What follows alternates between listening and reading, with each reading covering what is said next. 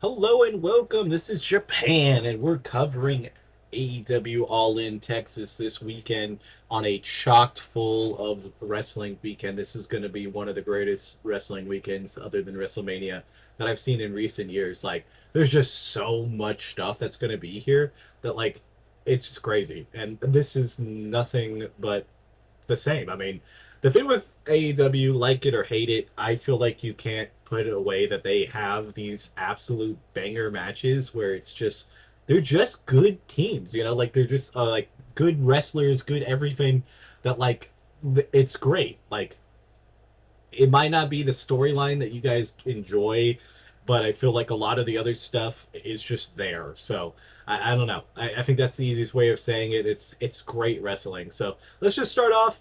Right off the bat, we had the TNT Championship. It's Fletcher versus Adam Cole.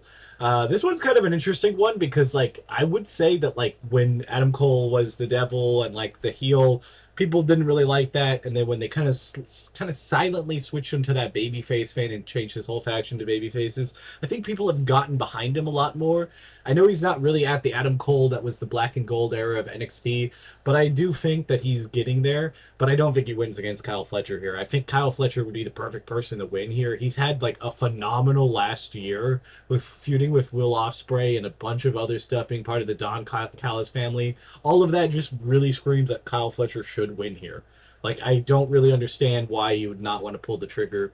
And I think it's an easy title change because I feel like some of these other ones may not be what you think it's going to be. And I think this is definitely one of those that you can get the easy title flip and, changing of the guard.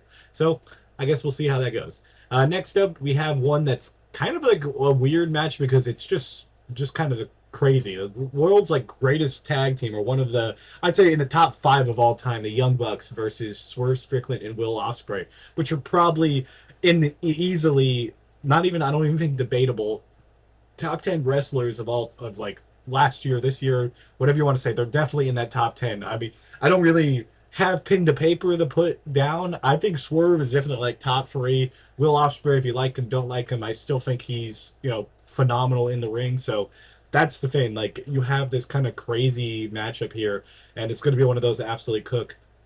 Now, there's really just ramifications story wise, but the big thing is that Swerve and Will Ospreay cannot challenge for the AEW championship for an entire year if they lose here, which is kind of a crazy thing when you think about it, because like that's kind of rough to hold your storyline to have two of your top guys not being able to get into feuds with the championships. Now, granted, I feel like the unification championship match between Kenny Omega and Okada, I think are gonna have that title is gonna be kind of lifted into a higher regard that we're not gonna see on any other title here. I think it's gonna be like kind of a very close to a like championship, heavyweight championship, like a big title. I don't know the best way of saying, like, main event title.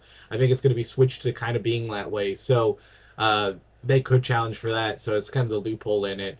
I do feel like that Swerve and Will Ospreay win here because, like, who eats the pin? Like, that's the main thing. Like, who would eat the pin there? I can't see it happening. It's going to be a phenomenal match though. So yeah, I'm gonna go Swerve and Will Ospreay here. And next up, we have the championship unification match. Like I said, Okada versus Omega. This is just one of those generational matches that they have every, like, what, 5 years or so. They go at it and they have these phenomenal matches. I can't see this being any different. Um, yeah, I really do feel like Okada wins here though. I know Kenny Omega definitely probably deserves it and tries and is like that, like, has been up there, and I don't necessarily want him to win or want him to lose. I definitely think I would prefer Kenny Omega to win, but I feel like Okada being that first ever unified champion is just too hard of a thing to pass up on. And yeah, like I said, I think it's going to be like the next big championship in the organization. So I don't know. That's kind of what I'm feeling and thinking. Next up, then we have is the All In Tag Team Championship freeway. It's a freeway. Okay, yeah. It is the Hurt Syndicate versus the Patronage versus Jet Speed. Now, Jet Speed honestly would be my pick if I'm just basing it off of like no storyline, no nothing. I would pick them just because I think they're the best tag team of the three. The Hurt Syndicate obviously is really good, but they have MGF and MVP in their corner. They're going to cheat no matter what. And I can't see them losing the tag team titles unless they're going to go for like the trios titles or something, because like that's kind of the pointless thing of having Sheldon Benjamin and Bobby Lashley with having those championships to lose it after them putting so much stuff into this Hurt Syndicate storyline. And the patronage is good, but I don't think they're really a tag team. I mean, obviously the whole thing is like Christian is just using them and being like a father figure. So I think it's going to be a really good match. I definitely don't think it's going to be the highest class of wrestling, at least on the patronage side. Jet Speed, great. Mike Bailey is one of my favorite wrestlers, so I can't not think that this match is going to be good. I don't think like it's going to be this card's stacked. So I still think that the Hurt Syndicate retain here. Then we got the two Casino Gauntlet matches. Um, this one's a little bit difficult. I think on the men's side, I do really believe it's going to be a returning Darby Allin that wins. I feel like that's kind of the thing that they've set up for a while now, that Darby Allin is eventually going to be a championship winner. So I feel like this would be the path to set him up. We could see Bryan Danielson technically winning this because like he came back at whatever their last event is, and so there could be a possibility, like that could set up him trying to get a rematch with John Moxley if he holds on to the title. So I guess that'd be a hard second. I really don't know who else it could be. Like there is a lot of like random picks, but like to have that guaranteed thing, and like if it between Moxley and Adam Page, it's kind of hard to pick who's going to be next. But I think that's kind of where they're going to go with. So I'm going to go Darby Allin. On the women's side of things, honestly, I feel like it's going to be Willow Nightingale. Like she's been in one of the bigger storylines the entire year. She's a phenomenal wrestler. She has history with Mercedes Money. If Mercedes Money wins, she could go really good against Tony Storm. So I feel like she's the perfect person. I don't really see a second person.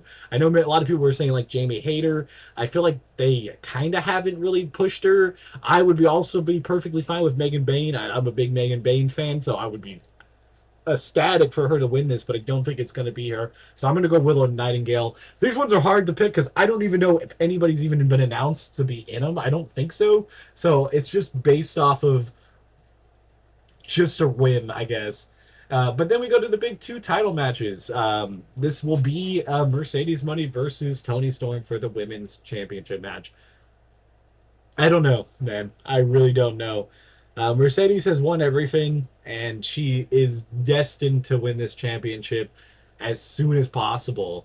But is it here? Like, do you make the flip here? I feel like having her have the TNA championship, it's kind of crazy because what does she do with it?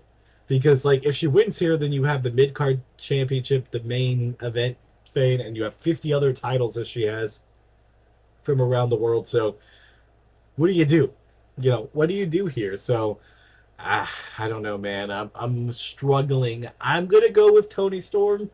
I would not be surprised if Mercedes won, but I really feel like Tony should retain, and I think they should take the belt off of Mercedes at some point and then let her get the main belt so she doesn't have to have that baggage of having two belts stuck on the same person, because that's kind of how it goes. You can't, like, it's happened before in the WWE, and it just never really works out for me. I don't know. There's always just it's just something weird about it that I'm not a big fan of. But yeah, then we go to the main event, the Texas Death Match between John Moxley and Adam Page for the WWE, or not the AEW champion. Jesus, just thinking Moxley, I just think of WWE. Goddamn. Um, this is another difficult one because there's so many times that I have picked the opposite person of Moxley, and they just held on to this Death Rider storyline, and they've made Adam Page have this phenomenal story of being like this absolute heel and asshole to Swerve Strickland, where he just went way over the line to taking out Chris Daniels and ending his career, Christopher Daniels, and then kind of slowly coming back to being like, I need to be better. I need to be a good guy. I need to save this organization. I need to do all of this you're finally getting this opportunity to be here. And I just think it's poetic if he wins, but that's not AEW all the time. So I don't know. I think I'm just gonna go with my heart. I'm gonna go with Adam Page here. I think he's gonna win it. I think Hangman deserves it, and I think this would be a phenomenal time for him to switch. Um, but I would not be surprised if they don't do it.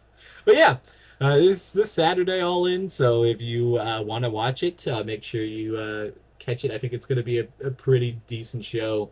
I think out of the events over the weekend, at least wrestling wise, this is going to be the best show. So if you just like pure wrestling, it's fun to just watch AEW programming. The only thing I always hate about it is this thing's going to be like 7 hours long. If there's a pre-show too, I don't even know if there's pre-show matches. These are just the 8 matches I found online. I'm pretty sure this is the entire card. But like if somebody told me there was another 15 cards or 15 matches or like another 7 matches make 15, I would believe it. I wouldn't question it. But I guess we'll see what happens. But I've been enjoying this. If you guys enjoy this type of stuff, make sure you like, comment, subscribe. I don't cover AEW all the time, but I'm definitely happy to when I can. So yeah, if you guys like it, make sure you like it too. Bye, guys.